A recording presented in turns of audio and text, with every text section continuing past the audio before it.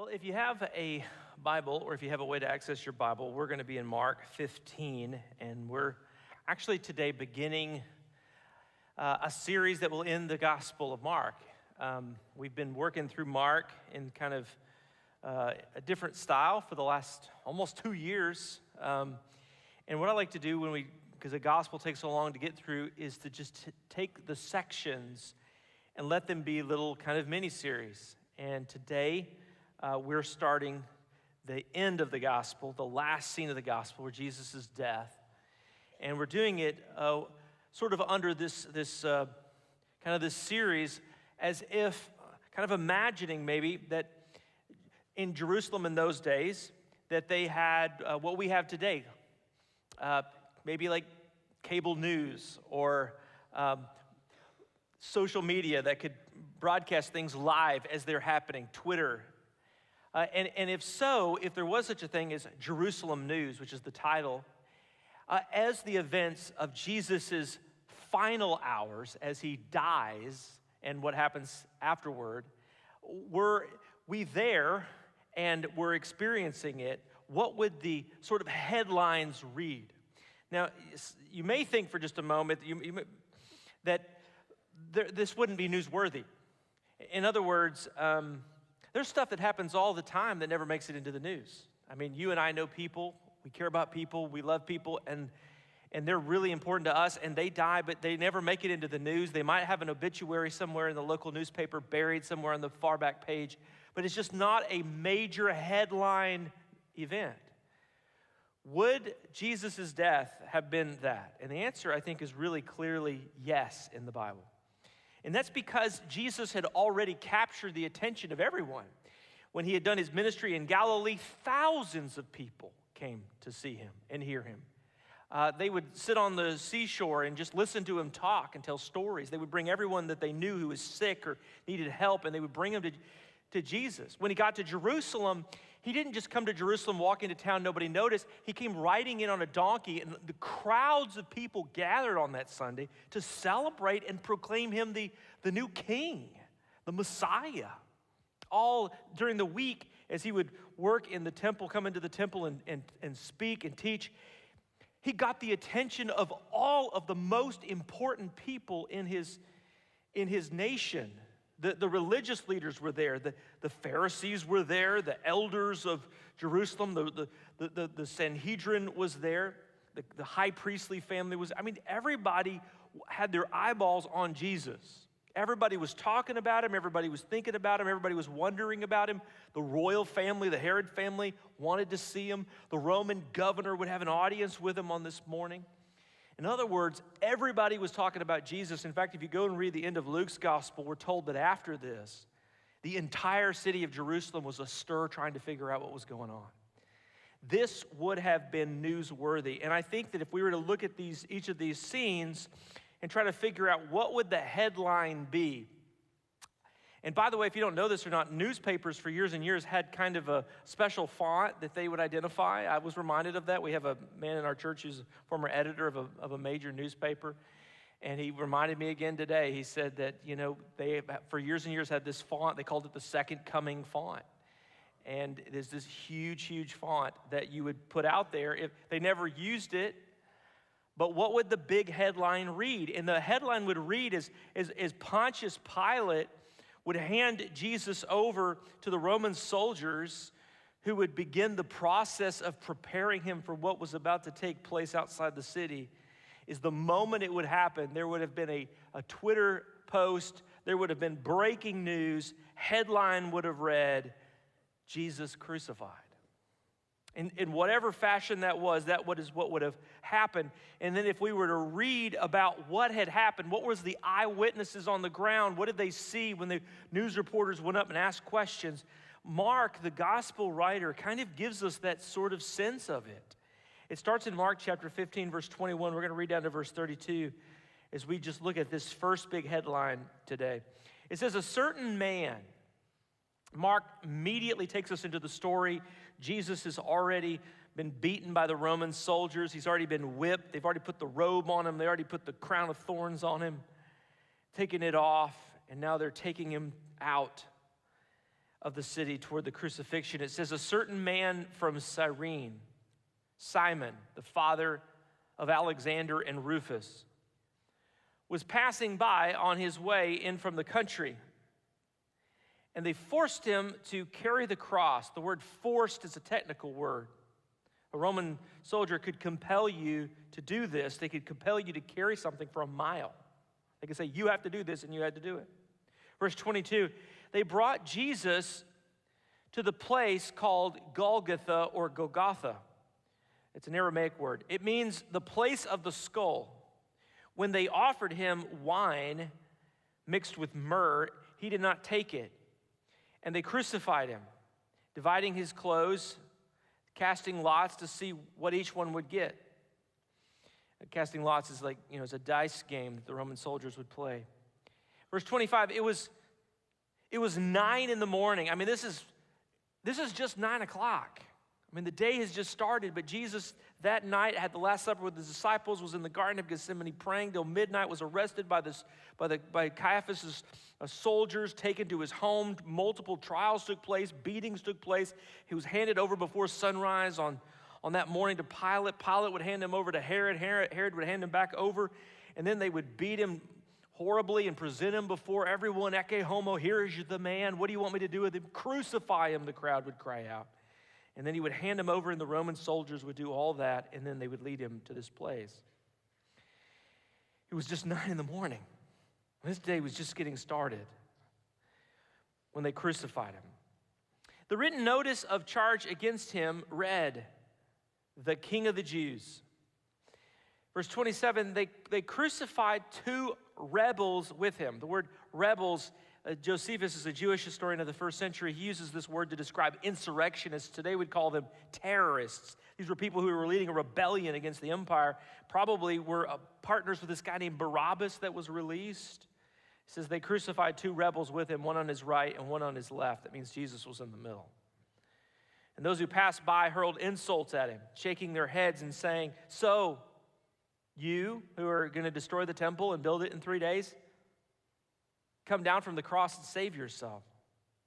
In the same way, the chief priests and the teachers of the law, chief priests meaning the people who ran the religious system, the people who were performing the rituals in the temple, the teachers of the law, the scribes, the scholars of the good book, they've come to see Jesus and they've come to mock him.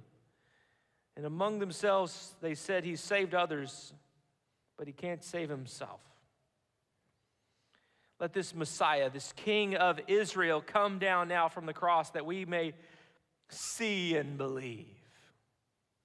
And those who crucified with him also heaped insults on him. What Mark does is he tells us this story is he gives us like a scene-by-scene retelling of it. It is very much like a news kind of moment. And if we were to just quickly run through Mark's list, we would start where he does, which is he begins to tell the story by telling us that Jesus was sentenced out to be crucified. And what they did is they would put this thing in Latin, they called it the patibulum. It was the beam that goes like this, and you're to carry it out to the site, usually the stick that was already in the ground, and you just be attached to it. But we're told that Jesus couldn't carry the cross. In other words, he's already been through so much that he couldn't carry this beam, and somebody else has to do it. And that's when the story picks up by telling us about this guy named Simon of Cyrene. It's interesting, isn't it, that the gospel tells us his name? I mean, it could have just said a certain man or there was a man. But that's an indication that the author of this gospel of Mark, who's writing to Christians in the Roman Empire in the 60s after the death probably of Peter and Paul, and writing under the memory of Peter, would recount this story because people in that church knew this guy, or at least knew his family. Cyrene is a location geographically. If we were to pull up the map here, you can see Jerusalem's over here. You can see pretty easy to tell where Jerusalem is. It's at the end of the Mediterranean Sea, and as you go down, you can see Egypt and Libya, and there's Cyrene. They're on the north shore of the continent of Africa along the Mediterranean.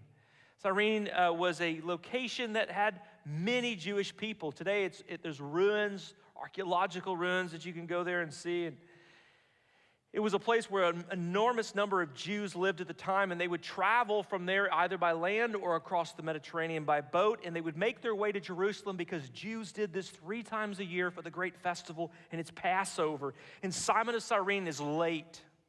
He's late to get to Passover. He's just coming into town. You can just imagine he's travel weary, and all of a sudden he runs into this entourage of Jesus and a crowd and Roman soldiers, and they say, "You carry the cross." Now, it's interesting to see this picture. This is an artist's description of Cyrene, Simon of Cyrene, because this is the north of Africa. This is what he would have very likely looked like. And to this man, the Roman soldier says, "Carry his cross." But when he says this, when the text says that he forced him, it's using a term of importance. It's using a term to describe this thing that a Roman soldier could do, and Jesus once used this term. In the Sermon on the Mount, in Matthew chapter 5, verse 41, Jesus told us what we're supposed to do if anyone ever makes us do this. It says in Matthew 5:41, if anyone forces you or compels you, it's the word for the Roman soldier compelling you, to go a mile, because under Roman law they could do that. Jesus said, go with them 2 miles. It's the saying of the extra mile. You know, we sometimes say going above and beyond. Jesus is teaching here a principle of the Christian life, that a Christian's attitude is different. Other people maybe say, you have to carry this thing for a mile, and you might begrudgingly do it. But the sign of a truly converted heart in a truly converted Christian is that your attitude is transformed. That there is something in you that as a follower of Jesus Christ, you say to someone who says, you're going to have to do this, you say, you know what? I'm not only willing to do that, but with a smile, I'm willing to go the extra mile.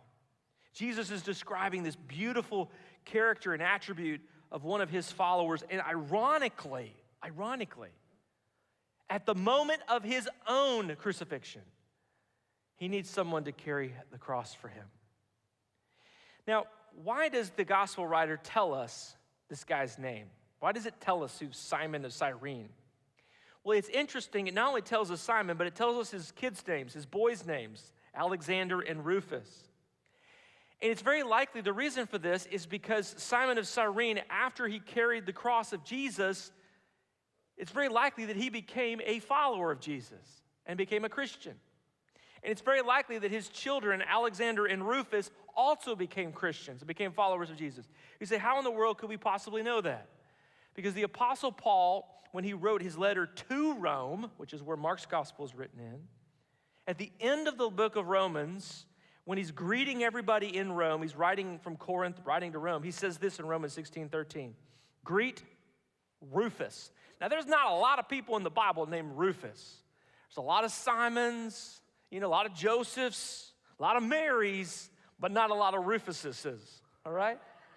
Thank you for laughing at that.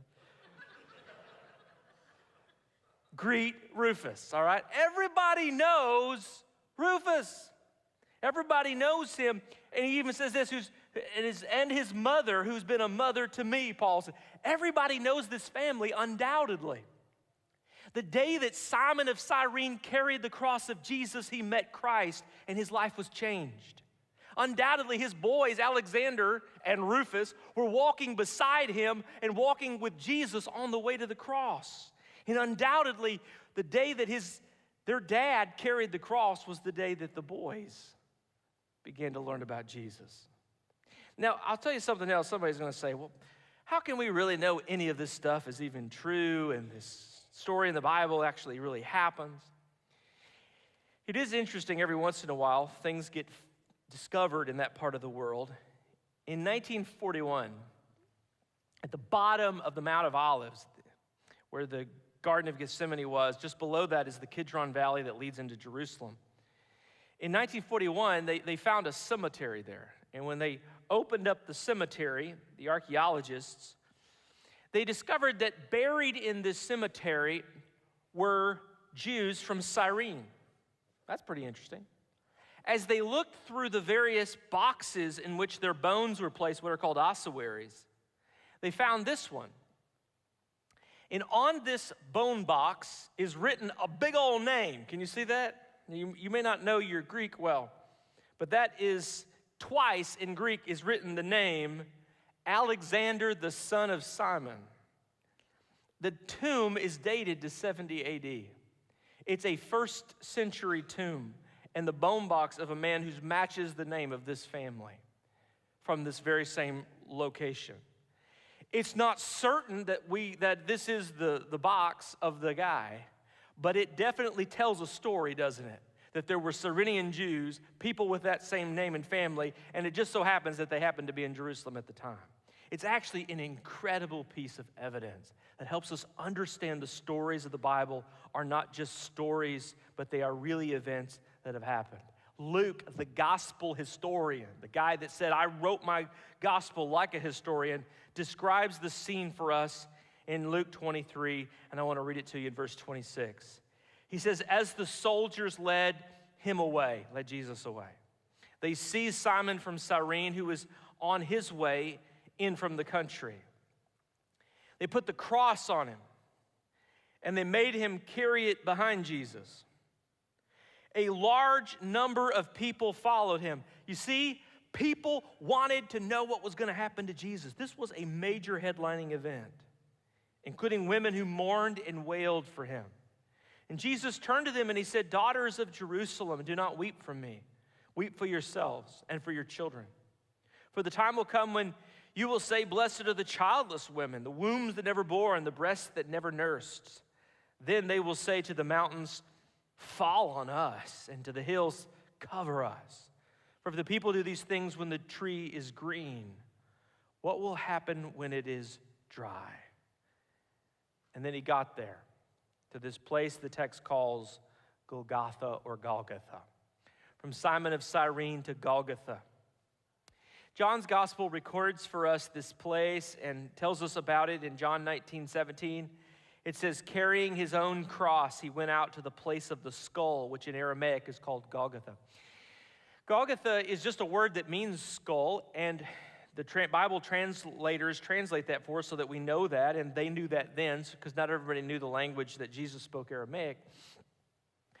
But it raises the question, why do they call it the place of the skull? And a lot of people have said through the years that perhaps it's because the place he was crucified at looked like a skull. So, for example, if you were to go to Jerusalem today, they'll show you Gordon's cross. And through the centuries, over the last century or so, this has been a traditional location where tourists are taken. I've been there a number of times. And you can see it in the next picture as well. You can see in the outcropping of this rock the face of a person, eyes, nose, mouth, and it looks a little bit like a skull. And people have speculated through the years that perhaps this is why they call this Golgotha, because it was a rock that looked like a skull. That's actually probably not the reason, even though that's what everybody says that goes to Jerusalem, and everybody comes back and they say, I've been there and I saw that. This is actually probably not the right location, and that's probably not the right reason. The reality is it was probably the place of the skull because this was the place where Romans did lots and lots of public executions. It was probably in the place which was an ancient stone quarry, which today is actually the traditional site in Jerusalem, the Church of the Holy Sepulchre. And it's very likely that this was the kind of place, because this was the kind of place the Romans wanted to go. And so they just called it the place of the skull because that's where people would die. And there he was. And then the text tells us this. They offered him wine. That's interesting, isn't it? Jesus at the Last Supper, of course, had drank wine. But remember, he said, I'm not going to drink it again until I drink it anew in my Father's kingdom. And then as he's going to the cross, there are various moments where people try to get him to drink some wine or drink something else. In Matthew 27, verse 34, for example, it says, there they offered Jesus wine to drink mixed with gall. But after tasting it, he refused to drink it. Now, why did they do that? There's various theories. Some people think because this is the Romans doing it here, that they're just giving him something bitter to drink. They know how thirsty he is. They know how much, he hasn't had anything to drink, hasn't had anything to eat. He's been up all night. He's sweat and been beaten and bloodied, and they're just going to further add to the agony of what he's enduring. There are other reasons. The psalmist actually had said something like this in Psalm 69, verse 21. They put gall in my food, and they gave me vinegar for my thirst. And that's true of what happens to Jesus. But there's also in this story others who will offer Jesus wine, and some do so out of the desire to ease his pain. Like the Proverbs 31 says, let beer be for those who are perishing and wine for those who are in anguish. In other words, if somebody's about to die, go ahead and give them something that will medicinally lessen the pain. That's a kind thing to do. It's a picture of mercy.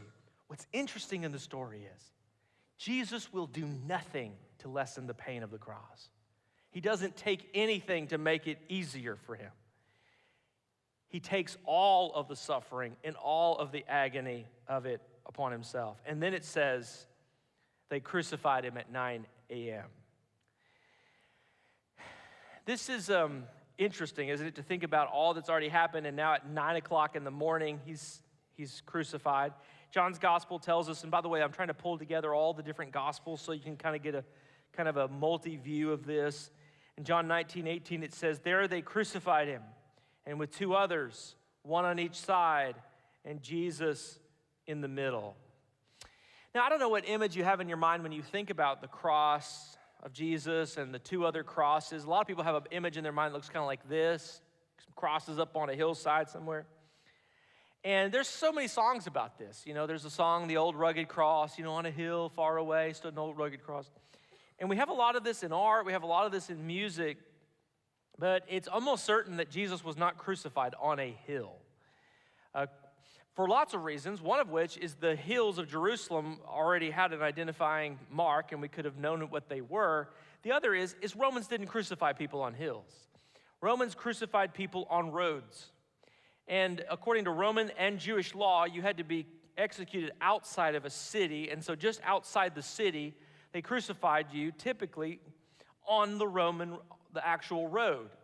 And the purpose of crucifying somebody on a road was that every single person had to go up and down the road, and every single person would look upon this person and see them. The purpose was to make it public, to use them as an example. Don't mess with Roman power, or this is what's going to happen to you too. It was clear messaging, and it was also a way of bringing Jesus down as low as he could get. And so the cross probably only stood about 7 feet tall, Jesus just up above it. That's also why people could talk to him, why you could have a conversation with him, why you could overhear the conversations that he's having with the people that are crucified with him. Luke, the historian, recounts it. Luke 23:39. One of the criminals who hung there hurled insults at him. Aren't you the Messiah? Save yourself and us. But the other criminal rebuked him.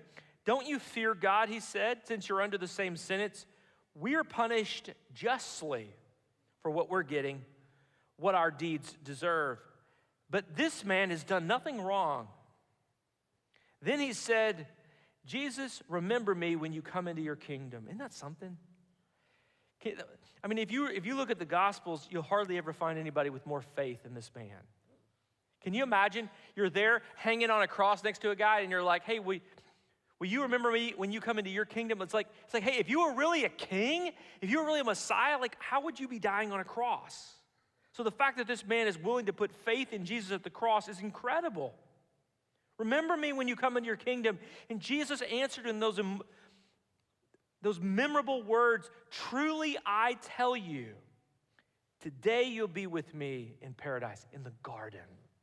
You'll be with me in this. You're right now in pain, but you're going to be in paradise. Now you're groaning, but you're going to be in the garden. Now it's hard, but I've got this heavenly other place for you. It's an incredible moment. And then above the cross, we're told, was written the title, or what is called in Latin, the titulus. We get our English word title from this Latin word titulus. And it was basically the crime that a person had been committed. And what you would normally do is you would carry your placard with you as you march to the place of your crucifixion, so everybody would know this is what you did. And so what did the placard say? Well, in a lot of art, this is what it looks like. You see this particular scene And, if you've been around Catholic churches, you often see this, and particularly the INRI. And you may say, well, what in the world is that? Well, that is not an inaccurate depiction of it. The words INRI, you can understand them better when you look at this picture. This is what the placard actually would have looked like, because it was printed, the Gospels tell us, in 3 languages. The top language is Hebrew, the middle language is Greek, and the bottom language is Latin. The Latin of Iesus Nazareth Rex Eodorum is Jesus of Nazareth, King of the Jews, and the INRI is the letters there. It's an abbreviation. And because some of the people there would have been Jews, obviously, and they would have known the top line, 93% of the empire spoke Greek, so those who could read would have recognized that. And every Roman official, every Roman centurion would have understood the language that was on the bottom in Latin. And here's the irony, is that the religious leaders said, don't write that. Don't say that he's the King of the Jews. Say that he said he was the King of the Jews. Pilate will say, well, what I've written, I've written. And what he's written, it ends up being true, doesn't it? In 3 different languages for all of the global world to know. The spoken language throughout almost the entire world is written there in all these languages to announce at the cross, he's the King. It's an incredible moment. And then you look down from the cross, and they've got his clothes. Mark, with detail, writes this story like we're reading right out of the newspaper, like we're watching it, and they're on the scene showing us what's happening. And the scriptures tell us that this moment where they have his clothes and they're throwing their dice, their lots to decide who's going to get the garment, because it's one garment, the gospel will tell us, is a fulfillment of the Psalms, the Bible tells us. Psalm written centuries earlier, Psalm 22, verse 18, they divide my clothes among them and they cast lots for my garments. And you just kind of go, wow, what a connection. If you want to imagine the scene, it would have looked something like this. You can see these Roman soldiers doing that. They want, typically at the end of a crucifixion, they would do this. They would confiscate the person's property. But it's also another painful reminder that for Jesus, the cross was not just pain physically. It was pain of shame as he hung naked before an entire world to watch and to gawk. And then finally, number 7, they mocked him. I think of all the things that Jesus endured, the physical part of it is the one we always fixate on. But this has got to be one of the most difficult things for anyone to imagine. All the people who were your friends, all the people that were supposedly loyal to you, the very people that you've come to save, your own countrymen, the religious organization, everything is against you, and everyone is criticizing you, and everyone is laughing at you. And again, the Gospels tell us that this is a fulfillment of the Psalms. Psalm 22 says, all who see me mock me. They hurl insults, shaking their heads. He trusts in the Lord, they say. Let the Lord rescue him. Let him deliver him, since he delights in him. Headline, Jesus crucified. Now, I'm reading this story today, and as I'm reading it, and you're reading it in the news, or you're watching it happen, if you were living there at that time, you might have known every bit of this detail and much more. But it's entirely possible that you could have known all of the details of the story but not understood the why. Because Jesus is not crucified in the Gospels because of a great tragic event. This isn't just a moment of injustice by a bunch of people who are hating him. The Bible tells us a story in which it says that this moment was a part of the mysterious purposes and plan of God. That he had predicted it, that he had anticipated it, and the Psalms sort of foreshadow it. Isaiah 53, like the lamb led to the slaughter, like a sheep before his shearers is silent, like the one who's by his wounds we are healed. It tells a story of one who was doing something for us. In other words, today we can know everything that is happening in this story. We could have been there. We could have stood there and watched it all happen, or stood on a hillside somewhere and watched it happen from a distance, and never have understood why he was dying, why he was willing to go through it. One One verse of Scripture says that at any moment that he could have called angels and could have taken himself down from the cross. So why would he be willing to do this? The Bible tells us it's because that he has this incredible desire to rescue and redeem you. Because he has this crazy idea that he created you and he loves you. And that he loves you more than he loves anything. Anything. Even his own son. And that we only know what love looks like when we see what he was willing to do for us. Fleming Rutledge, who wrote this wonderful book on the cross years ago, says that the cross shows us the depths to which God is willing to go in order to show us the depths that he's willing to go for our sin. Your sin and my sin had created not just an impassable chasm, but it had created an inevitable result. We're going to die. But through the cross of Jesus Christ, God would make a way for you and I to have an eternal relationship with him. More than that, to experience resurrection life with him. More than that, to be transformed into the image of the Son, to share in the eternal inheritance, to live in eternity in a world that is infinitely better than what we can possibly imagine. But the cost was the cross. Today we know that, many of us in this room. But can you mark a moment in your life in which Jesus Christ was more than the one you knew the story about, more than the one you'd heard the sermon about? But can you mark the moment in your life when you say, I know the moment that Jesus Christ became my king, when I bent the knee and bowed before him and said, you are the Lord of my life, and I'm going to live my life to follow you. I bet Simon of Cyrene could have told us about that, don't you? I bet Alexander and Rufus, who were looking on with their dad as he's carrying the cross that day, could remember the moment when their dad followed Jesus to the cross. But in the end, Jesus would be the one who was crucified. Why did he do that? The Bible tells us that he did that for you. Let's pray together. Lord, it is so hard to recount the horrors of the cross. It's just uncomfortable. Lord, it's a reminder of the cruelty of humanity. It's a reminder of the reality of evil and darkness in our world. And Lord, we just hate to be constantly reminded of it, but it's there all around us.